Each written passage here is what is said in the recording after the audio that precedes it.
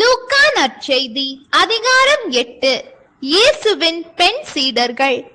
அதற்கு பின் இயேசு நகர் நகராய் ஊர் ஊராய் சென்று இறையாட்சி பற்றிய நற்செய்தியை பறைசாற்றி வந்தார். 12 அவருடன் இருந்தனர். பொல்லாத ஆவிகளினின்றும் நோய்களினின்றும் குணமான பெண்கள் சிலரும் 7 பேய்கள் நீங்க பெற்ற மகதலா மரியாவும், ஏரோதுவின் மாளிகை மேற்பார்வையாளர் கூசாவின் மனைவி யோவன்னாவும், சூசன்னாவும், மேலும் பல பெண்களும் அவரோடு இருந்தார்கள். இவர்கள் தங்கள் உடைமைகளை கொண்டு அவருக்கு பணிவிடை செய்து வந்தார்கள். விதைப்பவர் உவமை. பெரும் திரளான மக்கள் எல்லா ஊர்களில் இருந்தும் அவரிடம் கூடி வந்தபோது அவர் உவமை வாயிலாக கூறியது: விதைப்பவர் ஒருவர் விதைக்க சென்றார். அவர் விதைத்த போது சில விதைகள் வழியோரம் விழுந்து மிதிப்பட்டன.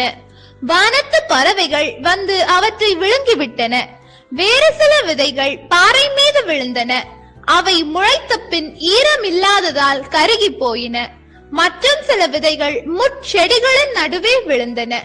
கூடவே வளர்ந்த முட்செடிகள் அவற்றை நெருக்கிவிட்டன. இன்னும் சில விதைகளோ நல்ல நிலத்தில் விழுந்தன. அவை வளர்ந்து 100 மடங்கு விளைச்சலை கொடுத்தன. இவ்வாறு சொன்ன பின், கேட்க செவியுள்ளோர் கேட்கட்டும் என்று உரக்கச் சொன்னார். உவமைகளின் நோக்கம். இந்த உவமையின் பொருள் என்ன என்று அவருடைய சீடர் அவரிடம் கேட்டனர். அதற்கு இயேசு கூறியது: இறையாட்சியின் மறைபொருளை அறிய உங்களுக்கு கொடுத்து வைத்திருக்கிறது. மற்றவர்களுக்கு எல்லாம் உவமைகள் வாயிலாகவே கூறப்படுகின்றன.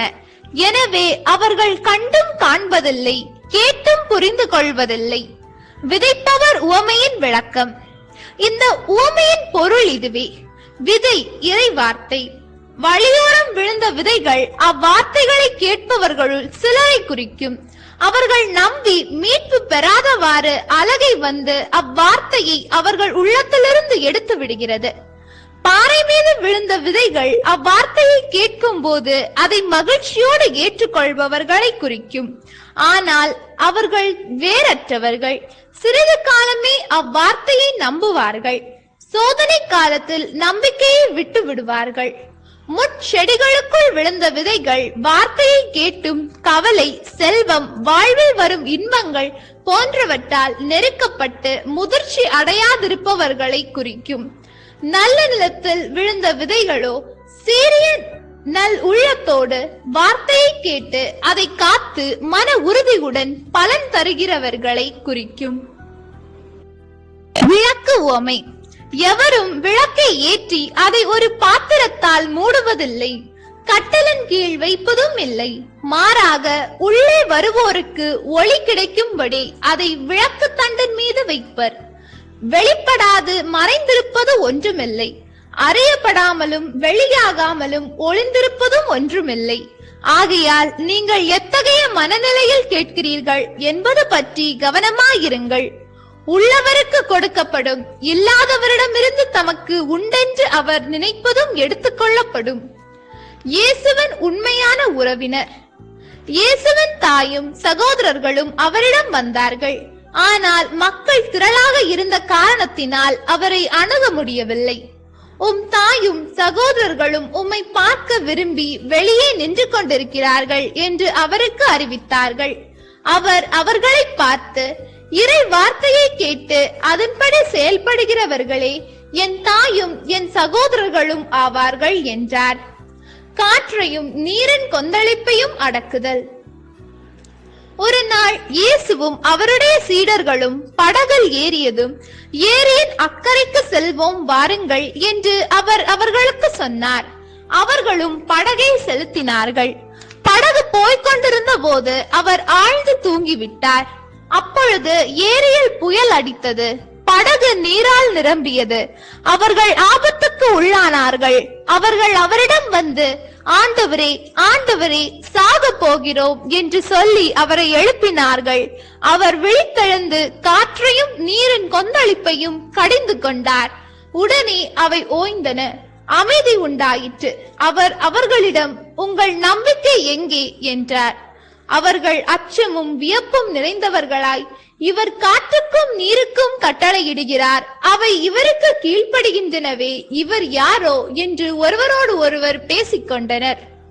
கெரசேனர் பகுதியில் பேய் பிடித்தவரை நலமாக்குதல். அவர்கள் கலிலேயாவுக்கு எதிரே இருக்கும் கெரசேனர் பகுதியை நோக்கி படகை செலுத்தினார்கள். கரையில் இறங்கியதும் அந்நகரை சேர்ந்த ஒருவர் அவருக்கு எதிரே வந்தார். பேய் பிடித்த அவர் நெடுநாளாய் ஆடை அணிவதில்லை, வீட்டில் தங்காமல் கல்லறைகளில் தங்கி வந்தார். இயேசுவை கண்டதும் கத்திக்கொண்டு அவர் முன் விழுந்து, இயேசுவே, உன்னத கடவுளின் மகனே, உமக்கு இங்கு என்ன வேலை? என்னை வதைக்க வேண்டாம் என உம்மிடம் மன்றாடுகிறேன் என்று அவர் உரத்த குரலில் கூறினார். ஏனென்றால் அவரை விட்டு வெளியேறுமாறு அத்தீய ஆவிக்கு இயேசு கட்டளையிட்டிருந்தார். அது எத்தனையோ முறை அவரை பிடித்திருந்தது. அவ்வேளைகளில் அவர் சங்கிலிகளாலும் விலங்குகளாலும் கட்டப்பட்டு காவலில் வைக்கப்பட்டிருந்தும் அவற்றை உடைத்து எரிந்து விடுவார். அது மட்டுமல்ல, தீய ஆவி அவரை பாலியலத்திற்கும் இழுத்து செல்லும். இயேசு அவரிடம், உம் பெயர் என்ன என்று கேட்க அவர் லேகியோன் என்றார். ஏனெனில் பல பேய்கள் அவருக்குள் புகுந்திருந்தன. அவை தங்களை பாதாளத்துக்குள் போக பணிக்க வேண்டாம் என அவரை வேண்டின. அங்கு ஒரு மலையில் பன்றிகள் பெருங்கூட்டமாய் மேய்ந்து கொண்டிருந்தன. அவற்றுக்குள் புகும்படி தங்களை அனுமதிக்குமாறு பேய்கள் அவரை வேண்டின. அவரும் அவற்றுக்கு அனுமதி கொடுத்தார். பேய்கள் அவரை விட்டு வெளியேறி பன்றிகளுக்குள் புகுந்தன. பன்றி கூட்டம் செங்குத்து பாறையில் இருந்து ஏரியில் பாய்ந்து வீழ்ந்து மூழ்கியது. பன்றிகளை மேய்த்துக் கொண்டிருந்தவர்கள் நடந்ததைக் கண்டு ஓடிப்போய் நகரிலும் நாட்டுப்புறத்திலும் அறிவித்தார்கள். நடந்தது என்ன என்று பார்க்க மக்கள் இயேசுவிடம் வந்தனர். பேய்கள் நீங்க பெற்றவர் ஆடை அணிந்து அறிவு தெளிவுடன் இயேசுவின் காலடியில் அமர்ந்திருப்பதைக் கண்டு அஞ்சினர். நடந்ததை பார்த்தவர்கள் பேய் பிடித்தவர் எப்படி விடுவிக்கப்பட்டார் என்பதை அவர்களுக்கு அறிவித்தார்கள். அப்பொழுது கெரசேனரை சுற்றியுள்ள பகுதிகளில் இருந்து திரண்டு வந்திருந்த மக்கள் அனைவரும் அச்சம் மேலிட்டவர்களாய் தங்களை விட்டு போகுமாறு இயேசுவை வேண்டிக் கொண்டார்கள். அவர் படகேறி திரும்பி சென்றார். அப்போது பேய்கள் நீங்க பெற்றவர் தம்மை கூட்டி செல்லும்படி இயேசுவிடம் மன்றாடினார். அவரோ, உம்முடைய வீட்டிற்கு திரும்பி போ, கடவுள் உமக்கு செய்ததையெல்லாம் எடுத்து கூறும் என்று சொல்லி அவரை அனுப்பிவிட்டார். அவரும் நகரெங்கும் போய் இயேசு தமக்கு செய்ததையெல்லாம் அறிவித்தார். இரத்த போக்குடைய பெண் நலம் பெறுதலும் சிறுமி உயிர் தழுதலும். இயேசு திரும்பி வந்தபோது அங்கே திரண்டு அவருக்காக காத்திருந்த மக்கள் அவரை வரவேற்றனர். அப்போது தொழுகை கூட தலைவர் ஒருவர் இயேசுவிடம் வந்தார். அவர் பெயர் யாயிர். அவர் இயேசுவின் காலில் விழுந்து தம்முடைய வீட்டிற்கு வருமாறு வேண்டினார். ஏனெனில் 12 வயதுடைய அவருடைய ஒரே மகள் சாகும் தருவாயில் இருந்தாள். இயேசு அங்கு செல்லும் வழியில் மக்கள் கூட்டம் அவரை நெருக்கிக் கொண்டிருந்தது. 12 ஆண்டுகளாய் இரத்தப்போக்கினால் வருந்திய பெண் ஒருவர் அங்கு வந்தார். அவர் தம் சொத்து முழுவதையும் மருத்துவரிடம் செலவழித்தும் எவராலும் அவரை குணமாக்க இயலவில்லை. அப்பெண் இயேசுவுக்கு பின்னால் வந்து அவரது மேலுடையின் ஓரத்தை தொட்டார். உடனே அவரது இரத்தப்போக்கு நின்று போயிட்டு, என்னை தொட்டவர் யார் என்று இயேசு கேட்டார். அனைவரும் மறுத்தனர். பேதுரு, ஆண்டவரே, மக்கள் கூட்டம் சூழ்ந்து நெருக்கிக் கொண்டிருக்கிறதே என்றார். அதற்கு இயேசு, யாரோ ஒருவர் என்னை தொட்டார், என்னிடமிருந்து வல்லமை வெளியேறியதை உணர்ந்தேன் என்றார். அப்பெண் தாம் இனியும் மறைந்திருக்க முடியாதென்று கண்டு நடுங்கிக் கொண்டே வந்து அவர் முன் விழுந்து தாம் அவரை தொட்ட காரணத்தையும் உடனே தமது பிணி நீங்கியதையும் பற்றி மக்கள் அனைவர் முன்னிலையிலும் அறிவித்தார். இயேசு அவரிடம், மகளே, உனது நம்பிக்கை உன்னை நலமாக்கியது, அமைதியுடன் போ என்றார். அவர் தொடர்ந்து பேசிக் கொண்டிருந்த போது தொழுகை கூட தலைவருடைய வீட்டிலிருந்து ஒருவர் வந்தார். உம்முடைய மகள் இறந்து விட்டால் இனி போதகரை தொந்தரவு செய்ய வேண்டாம் என்றார். இதை கேட்ட இயேசு சிறுமியின் தந்தையை பார்த்து, அஞ்சாதீர், நம்பிக்கையோடு மட்டும் இரும், அவள் பிழைப்பாள் என்றார். வீட்டுக்குள் வந்ததும் பேதுரு, யோவான், யாக்கோபு, சிறுமியின் தாய், தந்தை ஆகியோரை தவிர எவரையும் அவர் தம்மோடு உள்ளே வர அனுமதிக்கவில்லை. அவளுக்காக அனைவரும் மாரடித்து புலம்பி அழுது கொண்டிருந்தார்கள். இயேசுவோ, அழாதீர்கள், இவள் இறக்கவில்லை, உறங்குகிறாள் என்றார். அவள் இறந்துவிட்டாள் என்று அறிந்திருந்ததால் அவரை பார்த்து அவர்கள் நகைத்தார்கள். அவர் அவளது கையை பிடித்து, சிறுமியே, எழுந்திடு என்று கூப்பிட்டார். உயிர் மூச்சு திரும்பி வரவே உடனே அவள் எழுந்தாள். இயேசு அவளுக்கு உணவு கொடுக்க பணித்தார். அவளுடைய பெற்றோர் மலைத்து போயினர்.